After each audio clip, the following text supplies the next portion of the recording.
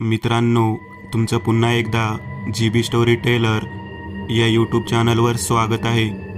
आजच्या आपल्या गोष्टीचं नाव आहे पाचवी पायरी. लेखक संतोष देशपांडे. पण गोष्ट सुरू करण्याआधी जर कोणी या चॅनलवर पहिल्यांदाच आलेले असाल तर त्यांनी ह्या चॅनलला सबस्क्राईब करायला विसरू नका. चला तर मग अजिबात वेळ न घालवता गोष्टीला सुरुवात करूया.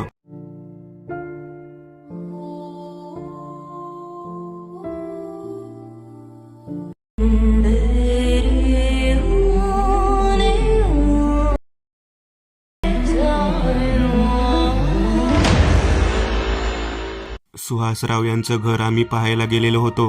त्यांची पत्नी शर्मिला माझ्याकडे पाहत म्हणाली, भाऊजी, आमचे हे पूर्वजांचं असलेलं घर आम्ही खूप व्यवस्थित पद्धतीने जतन करून ठेवलेलं आहे. यामध्ये जुन्या काळातील बऱ्याच गोष्टी तुम्हाला पाहायला मिळतील. काही अँटिक पीससुद्धा पाहायला मिळतील. मी घर व्यवस्थित पाहत होतो. आतमध्ये गेल्यानंतर जवळजवळ सर्वच गोष्टी सागवानाच्या दिसत होत्या. किती सुंदर कलाकृती केलेली होती. माझी बायको प्रमिला मला म्हणत होती, आपलंही असंच घर असायला हवं. निदान कमीत कमी आपल्याला या घरात तरी राहायला मिळायला हवं. सुहासराव माझे ऑफिसमधील सहकारी होते. माझी बदली होऊन 1 महिना झाला होता. अजून राहायला मी बिराड घेऊन आलेलो नव्हतो. परंतु राहायचं कुठं हा प्रश्न होता. सुहासरावांनी मला आज अचानक घरी बोलावून घेतल्यानंतर त्यांचं घर पाहताना प्रमिला ज्या पद्धतीने बोलते त्या पद्धतीने माझ्या मनातसुद्धा विचार येऊ लागला की आपलंही घर असं असायला हवं. मी आणि प्रमिला दोघेही जण एकमेकांमध्ये कुजबूज करून बोलत होतो. तेवढ्या सुहासरावांची पत्नी शर्मिला माझ्याजवळ आली आणि मला म्हणाली, भाऊजी, आमचं घर खूप मोठं आहे. खालच्या फ्लोअरलाच 8 रूम आहेत. मी आणि मिस्टर दोघेजणच येथे राहतो. वरच्या फ्लोअरला राहण्याचा कधी प्रसंगच आला नाही. तुमची जर काही हरकत नसेल तर तुम्ही आणि तुमची पत्नी दोघेजण या ठिकाणी राहू शकता. मी म्हणालो, माझी मुलगी पण आहे. हां. माझ्या बायकोला या गोष्टीचा एवढा आनंद झाला. ती म्हणाली, का नाही, आम्हाला या ठिकाणी 2-3 वर्ष घालवायचे आहेत आणि तुमच्या या राजमहलसारख्या घरात राहायला मिळणं हे आमच्यासाठी भाग्याचंच असेल. काय असेल ते भाडं आम्ही देऊ तुम्हाला. तेव्हा शर्मिला वहिनी म्हणाली, मग राजमहलमध्ये राहण्याचे भाडंसुद्धा तशाच पद्धतीचं असणार बरं का. आणि आमच्या सर्वांमध्ये एकच हाशा पिकला. मी व्यवस्थित पद्धतीने खालच्या खोल्या पाहत होतो.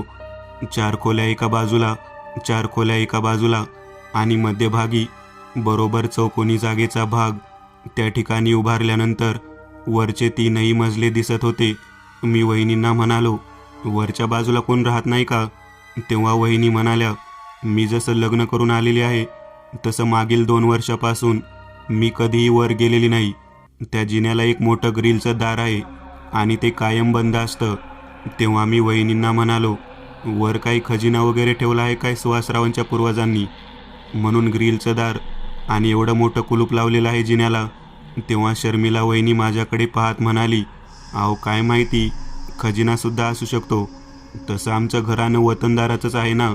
भिंतीमध्ये सुद्धा बऱ्याच काही गोष्टी अगोदर सापडलेल्या होत्या. काही ठिकाणी तर काशाची भांडी, पितळेची भांडी याबरोबरच चांदीची भांडीसुद्धा सापडली होती. हे ऐकल्यानंतर माझी बायको प्रमिला वहिनींना म्हणाली, अरे वा, मग एक दिवस शोध घ्यावा लागेल या जागेचा. मी तिच्याकडे पाहत म्हणालो, राहायला मिळते हेच खूप मोठं मान. लगेच निघाली खोदून काढायला प्रत्येक गोष्टी. प्रमिला जरा माझ्याकडे डोळे वटारून पाहत म्हणाली, मी मजा करत आहे, चेष्टा करत आहे, तुम्हाला कळत नाही का. तेवढ्यात गरमागरम समोसे घेऊन स्कूटरवरून सुहासराव आले. त्यांनी लगेचच आम्हाला समोसा खाण्यासाठी प्लेटमध्ये दिला. मला म्हणाले, विजयराव, आमच्यासोबत राहायला आवडेल का तुम्हाला. हो, का नाही आवडणार. आताच वहिनी माझ्याशी या विषयावर बोलत होत्या. तेव्हा सुहासराव मला म्हणाले, हो, जेव्हा तुम्ही 1 महिन्यापासून ऑफिसमध्ये राहून माझ्यासोबत नवीन जागा कुठे मिळेल का, भाड्याने हवी आहे, कुटुंब आहे, माझी मुलगी, माझी बायको यांना घेऊन यायचं आहे, हे सारखं विचारत होता. तेव्हाच माझ्या डोक्यात प्लॅन होता की तुम्हालासुद्धा काही हरकत नसेल तर आपल्याच घरामध्ये राहण्यासाठी जागा द्यावी. माझी बायको प्रमिला सुहासरावांकडे पाहत म्हणाली, भाऊजी, तुम्ही म्हणता त्या पद्धतीने आम्हाला सुद्धा हे घर पाहिल्यानंतर मनापासून इच्छा झाली की येथे राहावं. म्हणून खूप दिवस झालं आम्ही बदलीच्या निमित्ताने फिरत असतो. परंतु पहिल्यांदाच इतकं सुंदर राजमहालासारखं घर पाहिलं आहे आणि तो सुरेख सागवानी कलाकृतीचा नमुना तर मी अगोदर कधीच पाहिला नाही. तेव्हा सुहासराव म्हणाले, कलाकृतीचा खरा नमुना तर आमच्या हॉलमध्ये आहे. आपण इथे बाहेर बसलेलो आहोत. हॉलमध्ये चला. तेथे कित्येक अशा जुन्या गोष्टी आहेत ज्या पाहिल्यानंतर तुम्ही आश्चर्यचकित व्हाल. मग आम्ही हॉलमध्ये गेलो. हॉलमध्ये गेल्यानंतर सुंदर झुंबर वेगवेगळ्या जुन्या काळातील ब्राऊन कलरच्या फ्रेम्स होत्या, ज्यामध्ये त्यांच्या पूर्वजांच्या कलाकृती लावलेल्या होत्या. समोर पाहिलं तेव्हा एक सुंदर चित्र होतं एका मुलीचं. इतकं सुंदर. ती मुलगी जिन्यावरती उभारलेली होती. जिन्यावरती मलमली कार्पेट टाकलेलं होतं, अगदी मखमलीचं. त्या फोटोकडे पाहत मी म्हणाले, एवढी गोजीरवाणी आणि सुंदर मुलगी कोण आहे? तुमचं तर नुकतंच लग्न झालेलं दिसतं. तेव्हा शर्मिला वहिनी माझ्याकडे पाहत म्हणाली, अहो वहिनी, ही यांच्याच पूर्वजांपैकी कोणीतरी आहे.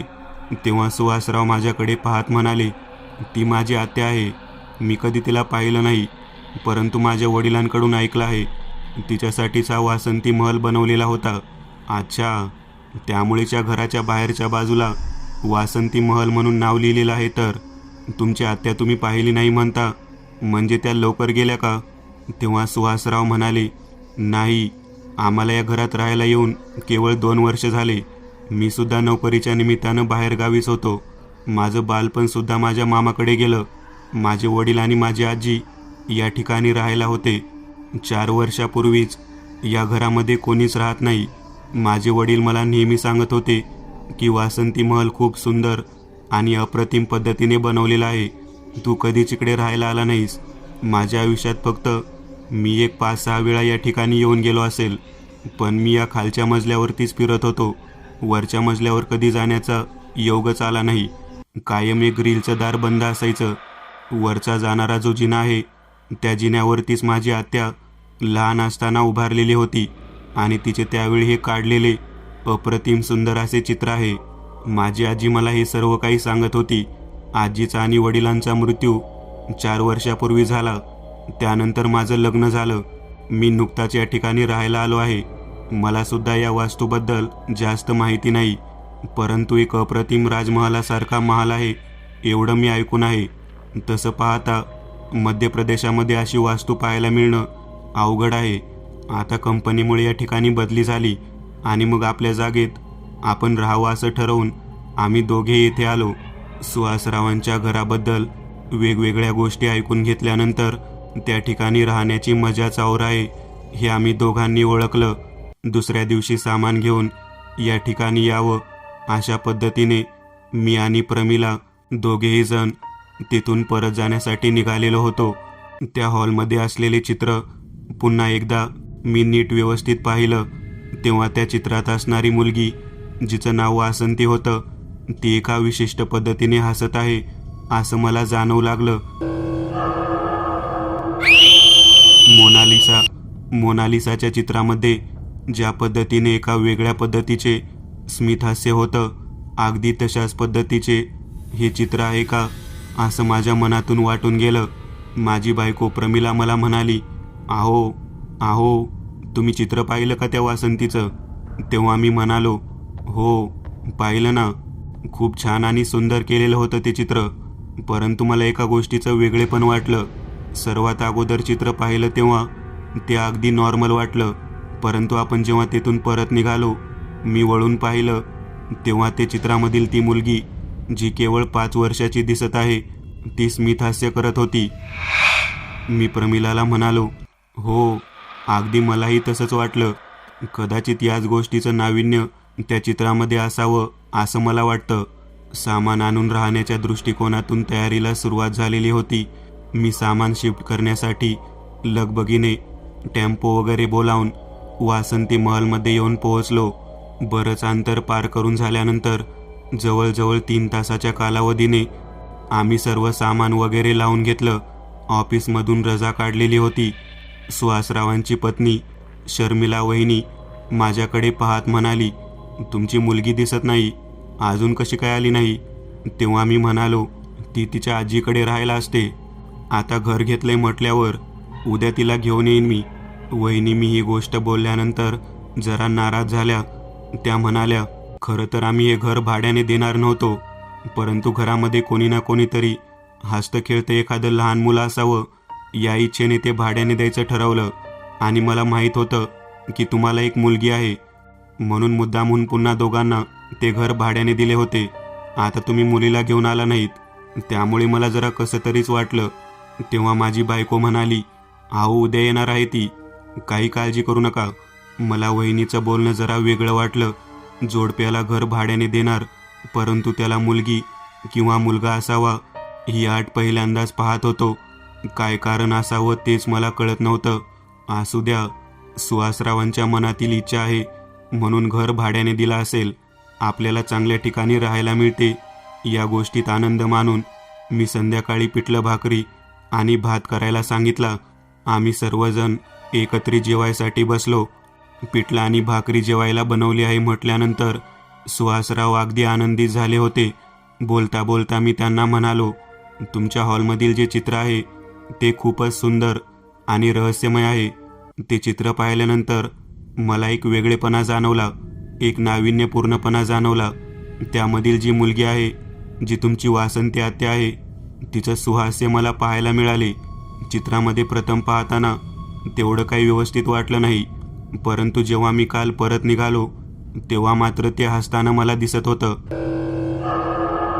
तेव्हा सुहासराव म्हणाले, काय बोलत आहात? तुम्ही पण हसताना पाहिलं? माझ्या आत्याला हसताना पाहिलं? लगबगीने उठले आणि त्याकडे पाहत म्हणाले, अगं यांना त्या चित्रातील माझी आत्या हसताना दिसली. आणि त्यांनी वर हात जोडले. मी विचार करू लागलो, यांना कोणत्या गोष्टीचा एवढा आनंद झाला आहे की त्या चित्रामधून त्यांची आत्या हसताना दिसली. शर्मिला वहिनी माझ्याकडे पाहत म्हणाल्या, जेवण झाल्यानंतर गोड आईस्क्रीम खायचं आहे, मी बनवलं आहे. तेव्हा आम्ही दोघेही खुश झालो. त्या दिवशीची रात्र एक अविस्मरणीय आहे असं मला वाटत होतं. मी आणि माझी पत्नी प्रमिला आमच्या खोलीमध्ये गेलो. खिडकीमध्ये बाहेरच्या बाजूला असणाऱ्या आणि चांदणं खूपच सुंदर पद्धतीने दिसत होतं. 11 वाजून गेले होते. दिवसभराच्या कामामुळे दोघेजण थकून गेलो होतो. झोप कधी लागली ते कळलंच नाही. काही वेळानंतर प्रमिला काहीतरी कुजबुजत आहे असे मला ऐकू येऊ लागले. ती मोठमोठ्याने ओरडत होती, नका, माझ्या शालूला कुठे घेऊन जाऊ नका, माझ्या मुलीला परत द्या, नका वर कुठे घेऊन जाऊ, तुम्ही माझ्या शालूला परत द्या. मी प्रमिलाकडे पाहून झोपेतून उठून तिला जागी करण्याचा प्रयत्न करू लागलो. प्रमिला झोपेतून उठली आणि माझ्याकडे पाहत म्हणाली, शालू कुठे आहे? शालू कुठे आहे? सांग मला, सांग. मी ते ऐकून तिला झोपेतून जागे करत तिला म्हणालो, अगं वेडी आहेस का? शालू तर तुझ्या आईकडे आहे. तू काही स्वप्न पाहिलं आहेस का? प्रमिला पाणी पित माझ्याकडे पाहत म्हणाली, अहो स्वप्न कसं काय म्हणता त्याला? मी प्रत्यक्ष त्या गोष्टीला अनुभवलं आहे. आपली शालू या वासंती महालाच्या त्या जिन्याच्या खालच्या बाजूला खेळत होती. तिच्याकडे एक फुगा होता. तो हवेमध्ये उडत वरच्या मजल्याच्या दिशेने गेला. ती त्या ग्रिलच्या दरवाजाला उघडण्याचा प्रयत्न करत होती आणि काय आश्चर्य, पलीकडून एक मुलगी हातामध्ये फुगा घेऊन आली आणि तिने ग्रिलचा दरवाजा उघडून तिला फुगा दिला आणि तिच्याशी बोलू लागली. बराच वेळ ती बोलत होती आणि खेळत पण होती. तेवढ्यात तिने शालूला वरच्या दिशेने हाताला धरून नेलं. मी ओरडत होते तरी तिने तिला सोडलं नाही. जवळजवळ 4 पायऱ्या सोडून वर गेली आणि 5व्या पायरीला शालू दिसेनाशी झाली. मी म्हणालो, काहीही स्वप्नात पाहतेस आणि रात्रीच्याला ओरडत बसतेस. तेवढ्यात घड्याळामध्ये 2चे टोले पडलेले होते. प्रमिला माझ्याकडे पाहत म्हणाली, अहो स्वप्न जरी असलं तरी या जागेबद्दलचं स्वप्न होतं आणि त्यामध्ये आपली मुलगी शालू होती. मी म्हणालो, एवढं काय त्यात, तू काहीतरी विचार करत बसते. तेव्हा प्रमिला म्हणाली, विचार करण्यासारखंच आहे. तुमच्या लक्षात येतं का मी काय सांगते ते? आपल्या मुलीला ज्या मुलीने फुगा आणून दिला आणि जी मुलगी तिच्यासोबत खेळत होती, ती खेळ संपल्यानंतर तिला वरच्या दिशेने म्हणजे जिन्याच्या वरच्या बाजूला घेऊन जात होती आणि ते ग्रिल तिने स्वतः उघडलं. आणि ती शालूला हाताला धरून वर घेऊन चालली. तिने जेव्हा माझ्याकडे वळून पाहिलं तेव्हा मला तिचा चेहरा नीट दिसला. ती दुसरी तिसरी कोणी नसून सुहासरावांची आत्या, ती 5 वर्षांची असणारी वासंती होती. माझ्या बायकोचं बोलणं ऐकल्यानंतर मला कळून चुकलं की मनी वसे ते स्वप्नी दिसे. मी तिला म्हणालो, आपण तिथे चित्र पाहिलं. तिच्याबद्दल बरीच माहिती जाणून घेण्याचा प्रयत्न केला. त्यात त्यांनी आपल्या मुलीला का घेऊन आला नाहीत असे विचारले. या सर्व गोष्टींचा एकत्रित मिश्रण होऊन तुला एक विचित्र स्वप्न पडलं, दुसरं काही नाही. असा मनात विचारसुद्धा आणू नकोस. मी माझ्या बायकोचं सांत्वन करून तिला झोपवण्याचा प्रयत्न करत तसाच पडून राहिलो. बरोबर 1 तास गेल्यानंतर पहाटे 3चे टोल वाजले आणि बाहेरच्या बाजूला मला आवाज येऊ लागला की कोणीतरी काहीतरी खेळत आहे. पैंजणांचा आवाज होता, घुंगरांचा आवाज होता आणि त्यामध्ये वरच्या जिन्यावरून खालीपर्यंत पळत पळत कोणीतरी येत आहे आणि पळत पळत वरच्या दिशेने जात आहे असा आवाज ऐकू येऊ लागलेला होता. हा कसला आवाज आहे हे पाहण्यासाठी मी उठून बाहेर जायला तयार झालो. मी थोडा अंतर पुढे गेल्यानंतर मला ज्या वरच्या मजल्यावरती जिना जात होता तेथे जे ग्रिलचं दार होतं ते उघडं दिसलं. हे कसं काही शक्य आहे मी विचार करू लागलो. त्या ग्रिलच्या दाराच्या दिशेने पाहिल्यानंतर वर कोणीतरी असावं असा माझ्या मनामध्ये विचार येऊ लागला. मी थोडा अंतर पुढे जाऊन त्या जिन्याच्या दाराजवळ पोहोचलो. इतक्यात माझ्या खांद्यावरती मागून कोणीतरी हात ठेवला. मी मागे वळून पाहिलं तेव्हा वहिनी होत्या. एवढ्या रात्री तुम्ही इथं काय करत आहात असं त्यांनी मला विचारले. इथे चित्रविचित्र पद्धतीचे आवाज मला ऐकू येत होते. ते आवाज ऐकू आल्यामुळेच मी जागे होऊन बाहेर आलेलो आहे. तेव्हा वहिनी मला म्हणाल्या, अहो भाऊजी, कसले चित्रविचित्र आवाज म्हणताय? वरच्या मजल्यावरती मांजर असेल, एखादा चेंडू किंवा त्यासारखा खेळण्याचा प्रकार जिन्यातून गडंगळत खाली आला असेल, त्याचा आवाज असेल तो. मी म्हणालो, नाही हो वहिनी, घुंगरांचा आवाज होता. इतक्यात वहिनी माझ्याकडे पाहून हसू लागल्या. त्या म्हणाल्या, घुंगरांचा आवाज? आपल्या घरची मांजर आहे ना, तिच्या गळ्यात घुंगरू आहेत, तिचा असेल तो आवाज. मी वहिनीकडे पाहत म्हणालो, तुम्ही म्हणता ते सगळं खरं आहे, परंतु हे जे ग्रिलचं दार आहे ते कायम बंद असतं तुम्ही सांगितलं, ते तर उघडं होतं. तेव्हा वहिनी म्हणाल्या, मीच उघडलं होतं वर काय आहे ते पाहण्यासाठी. मागील 2 तासापूर्वी मी दार उघडूनच वर जाऊन पाहून आले. ते लावायचं राहून गेलं होतं. तुम्ही जाऊन झोपू शकता. वहिनी तसं बोलल्यानंतर माझ्या मनातील सर्व शंका दूर झाल्या होत्या. मी परत माझ्या खोलीच्या दिशेने निघालो. दुसऱ्या दिवशी माझ्या पोरीला घेऊन यायचं होतं. मी अचानक जागरण झाल्यामुळे उशिरा उठलो. ऑफिसला न जाता शालूला घेऊन यायचं म्हणून तिच्या आजीकडे गेलो. बरेच अंतर पार करून प्रवास करून शालूला घेऊन मी घरी आलो. माझ्या मुलीला आलेल्या पाहून वहिनी खूप आनंदी झाली होती. तिने आल्या आल्या माझ्या मुलीची आरती ओवाळली आणि त्यानंतर भाकरीचा तुकडा ओवाळून बाजूला टाकला. मला या गोष्टीचं आश्चर्य वाटलं. तिची आई प्रमिला असताना वहिनीने हा जो काही प्रकार केला तो प्रकार पाहून मी ओळखून घेतलं की वहिनीला अजून मूल झालेलं नाही, त्यामुळे लहान मुलाबद्दल तिच्या मनात खूप प्रेमळ भावना आहेत. सुहासरावसुद्धा खूप आनंदित होते. त्यांनी माझ्या मुलीला उचलून घेऊन तिला चॉकलेटचा बॉक्स दिला. मुलगी अचानक हे सर्व पाहून खूप आनंदित झाली होती. सुहासरावांनी त्यांच्या 4 खोल्यांपैकी एका खोलीमध्ये माझ्या मुलीला घेऊन गेले आणि तिला खूप मोठा बॉक्स जो खेळण्यासाठीचा होता तो आणून दिला. एवढी खेळणी पाहून मी सुद्धा आश्चर्यचकित झालो. जवळजवळ 10 ते 20 वेगवेगळ्या प्रकारची खेळणी होती. माझी मुलगी शालू त्याच खोलीत बसून खेळू लागली. त्यानंतर हॉलमध्ये येऊन खेळू लागली. आम्ही आनंदामध्ये होतो. चहा पाणी वगैरे झाल्यानंतर संध्याकाळी त्यांनी आम्हाला स्वयंपाक करू नका असे सांगितले. सर्वच्या सर्वजण जेवायला या असं बोलले. वहिनींनी तसं म्हटल्यावर माझी बायको आनंदी झाली. संध्याकाळच्या वेळेला जेवणासाठी आम्हाला सर्वांना बोलवण्यात आलं होतं. मी, माझी बायको आणि मुलगी तिघेही जेवणासाठी त्यांच्या हॉलमध्ये बसलो होतो. समोर असलेला फोटो पुन्हा एकदा मी व्यवस्थित पाहत होतो. वासंतीच्या फोटोमध्ये एक स्मित हास्य मला जाणवत होतं. ते खूप मोठ्या स्वरूपाचं होतं. माझ्या मुलीला तो फोटो खूप आवडला. माझी मुलगी म्हणाली, बाबा बाबा, ती ताई कोण आहे?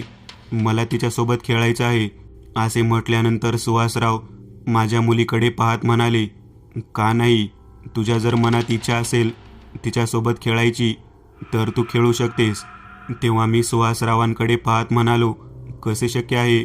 या तर तुमच्या आत्या या जगात नाहीत ना? तेव्हा वहिनी म्हणाल्या, अहो त्या लहान मुलीला कसं सगळं सांगत बसायचं? ती म्हणते ना खेळायला येणार का? तर तिला सांगा येईल म्हणून खेळायला. वासंतीताई तुझ्यासोबत खेळायला येईल बरं का. आम्ही एकत्रित जेवण केलं. एक विशिष्ट पदार्थ जेवणासाठी बनवण्यात आलेला होता. त्याचा सुगंध खूप स्वादिष्ट पद्धतीचा होता. आमचं जेवण झालं. माझ्या मुलीला घेऊन मी आमच्या खोलीमध्ये गेलो आणि काही वेळानंतर पूर्णतः ग्लानी आल्यासारखं झालं आणि कधी झोप लागली ते समजलंच नाही. खूप वेळानंतर मला माझ्या बायकोचा आवाज ऐकू येऊ लागला. ती ओरडत होती. मी उठलो. आजूबाजूला पाहिलं तर माझी बायको पण नव्हती आणि माझी मुलगी पण नव्हती. मी बाहेर गेलो. बाहेर ग्रिलचं दार उघडं होतं आणि जिन्यातून वरच्या बाजूने हाका मारत माझी बायको शालू शालू म्हणून ओरडत होती. ती म्हणाली, अहो पाहत आहे का तुम्ही? आपली मुलगी जिन्यातून वर गेली आहे. 4 पायऱ्यापर्यंत मी तिला पाहिलं, परंतु 5व्या पायरीपासून ती दिसतच नाही. अचानक गायब झाली. कुठे गेली ती? मी एवढा वेळ ओरडते, सुहासरावांना आणि वहिनींना हाका मारते, तर कोणीच येत नाही. खालच्या खोलीमध्ये कोणीच नाही. ते कुठे गेले? आपण जेवण केल्यानंतर झोपण्यासाठी इकडे आलो, ते तेव्हा घरातच होते. अचानक रात्रीतून ते गेले कुठे? आपली शालू कुठे गेली? मला वर जाताना पहिल्या पायरीवरती पाय ठेवल्यावर कोणीतरी गुरगुर करत आहे असा प्राण्याचा आवाज ऐकू आला. तेव्हा मी या सर्व गोष्टीला घाबरलो. मी माझ्या बायकोला म्हणालो, मागे सरक, मागे सरक. तेव्हा प्रमिला म्हणाली, मी काल एक स्वप्न पाहिलं होतं. त्या स्वप्नात माझ्या मुलीला असंच वरच्या दिशेने कोणीतरी खेचून घेऊन चाललेलं होतं आणि त्या खेचणाऱ्या व्यक्तीमध्ये ती फोटोमधील वासंती होती. ती तिच्यासोबत आपल्या शालूला घेऊन जात होती. हे स्वप्न खरं तर झालं नाही ना? मी म्हणालो, असं काही होणार नाही. तू अजिबात घाबरू नकोस. सरक मागे. आपण दोघेही जण एक एक करत वरच्या दिशेने जाऊयात. मी सुहासराव वहिनी म्हणून हाक मारत होतो. वरील दिशेने जाण्यासाठी मी प्रयत्न करत होतो. पहिल्या पायरीवरती पाऊल ठेवल्या ठेवल्या मला झटका बसावा अशा पद्धतीने मागच्या बाजूला कोणीतरी फेकून दिलं. मी आश्चर्यचकित झालो. हे कसं काही शक्य आहे? ग्रिलचं दार उघडं होतं. माझी पत्नी आणि मी दोघेही जण घाबरून गेलो. आपण अशा कोणत्या ठिकाणी आलो आहोत जेथे अदृश्य शक्ती आपल्याला त्रास देत आहे? ही अदृश्य शक्ती कोण आहे? आपल्या बायकोला पडलेलं स्वप्न खरं आहे का काय? आपली मुलगी या ठिकाणी आली आणि ती रात्रीतून गायब झाली. या जिन्याच्या दिशेने वर गेली आहे. 4 पायऱ्यापर्यंत आपल्या बायकोने तिला पाहिलं. 5व्या पायरीवरती ती मुलगी दिसत नाही. वरती अजून बऱ्याच पायऱ्या आहेत. कुठे गेली असेल आपली मुलगी? शालू शालू म्हणून मी हाक मारत होतो. घड्याळात पाहिलं तेव्हा 12:35 झालेले होते. मी सुहासरावांना आणि त्यांच्या पत्नीला हाक मारत होतो. माझी बायकोही हाक मारत होती, परंतु आवाज प्रतिसाद काहीच येत नव्हता. आता मात्र आम्ही दोघेजण चांगलेच घाबरलो. माझ्या जीवाचं पाणी पाणी झालं होतं. मी माझ्या बायकोला म्हणालो, देवाचं नाव घेऊन एक एक पायरी वर चालत जाऊ. माझ्या बायकोने नामस्मरण करायला सुरुवात केली आणि 5व्या पायरीवरती हातामध्ये छोटी बाहुली घेतलेली वासंती दिसू लागली. ती विकट हास्य करत आमच्या दोघांकडे पाहत होती. माझ्या बायकोने स्वामी महाराजांचे नामस्मरण सुरू केले होते.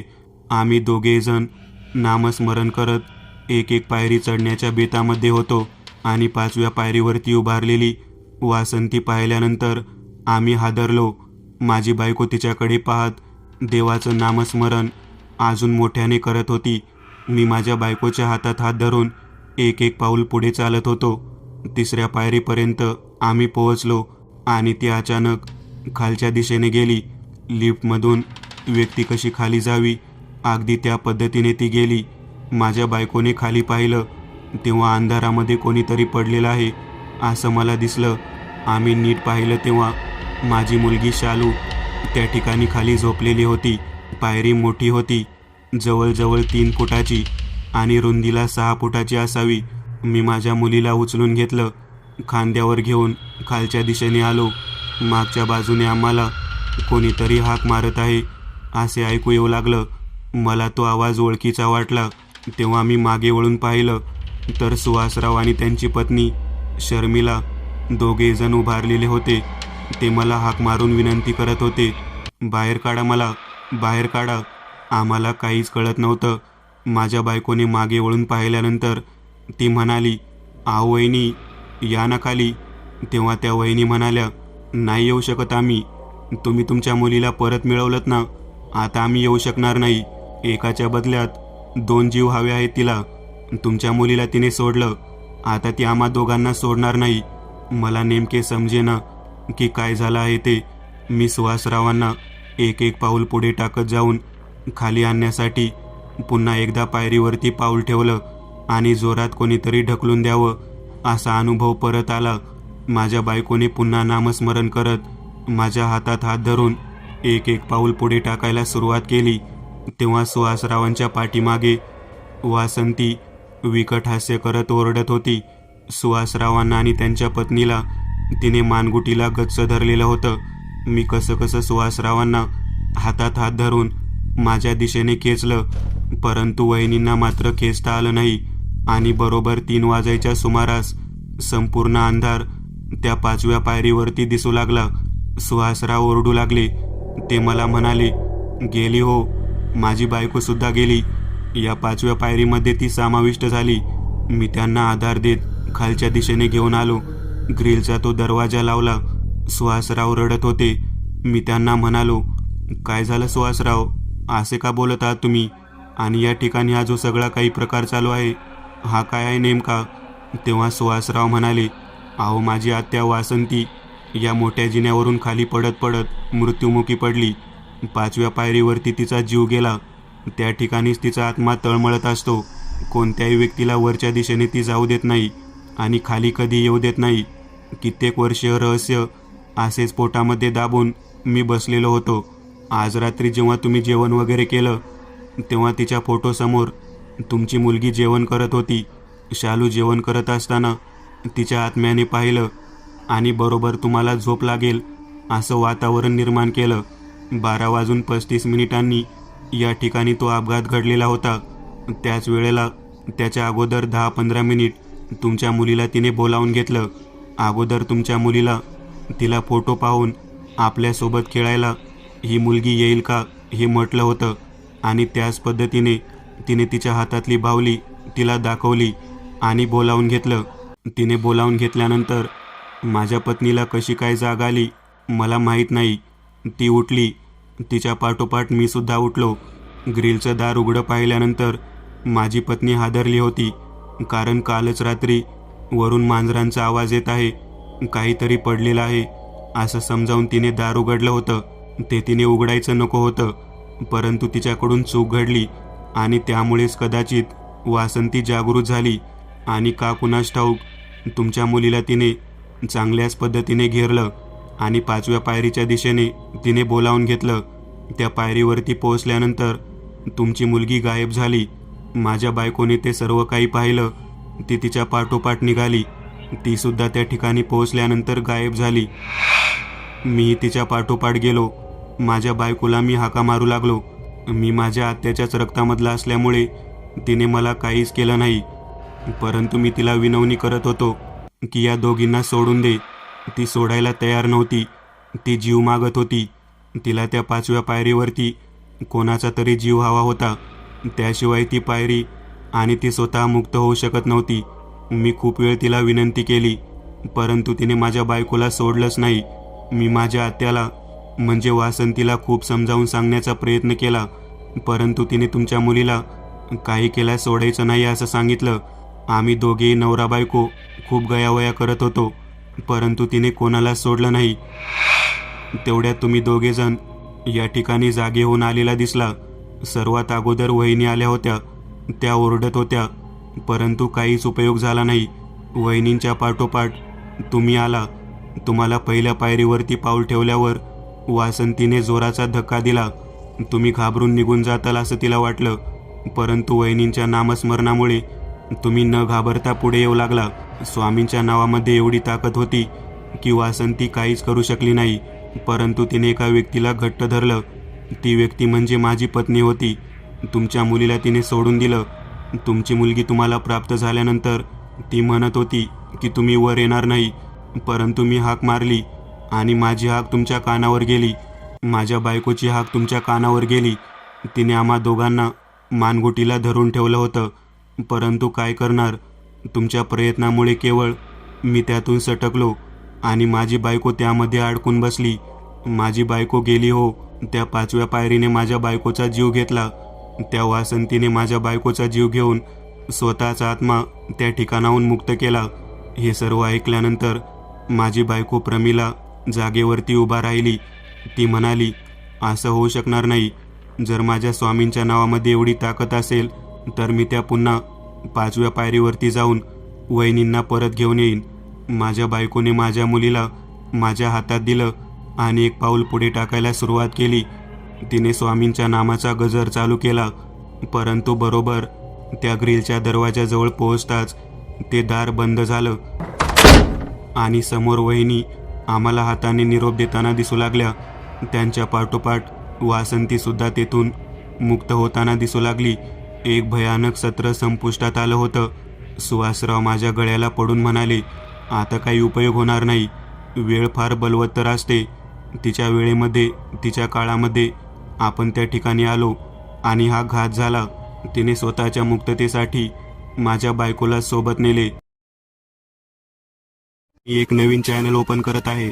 त्यावर तुम्हाला ॲनिमेटेड हॉरर स्टोरीज पाहायला मिळतील.